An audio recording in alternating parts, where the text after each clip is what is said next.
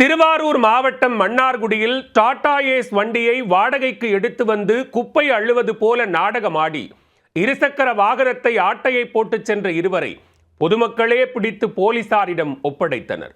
நூதன பைக் திருடர்கள் வசமாக சிக்கியது எப்படி?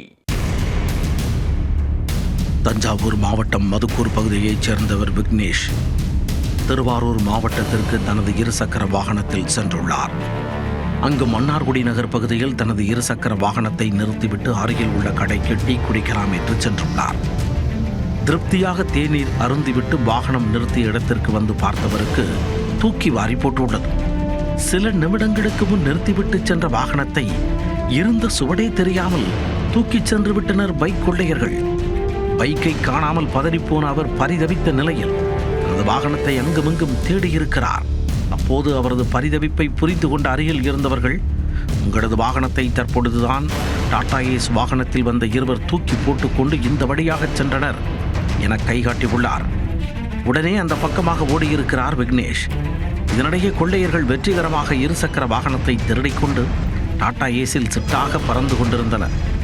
போலீசார் நிறுத்தி கேட்டால் சிக்கிக் கொள்வோமே என யோசித்த அவர்கள் குறிப்பிட்ட இடத்தில் நிறுத்தி அங்கிருந்த குப்பைகளை எள்ளி பைக் மீது போட்டு மூட ஆரம்பித்தனர். அப்போது அப்பகுதியினர் சிலர், எதற்காக பைக் மீது குப்பைகளை எள்ளி கொட்டி கொண்டிருக்கிறீர்கள் என யதார்த்தமாக கேட்டுள்ளனர்.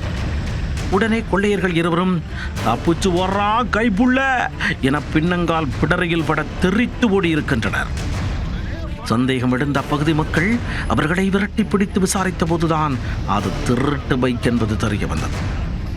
அதே நேரம் பின்னால் துரத்தி வந்த விக்னேஷும் அப்பகுதிக்கு வந்து சேர்ந்தார்.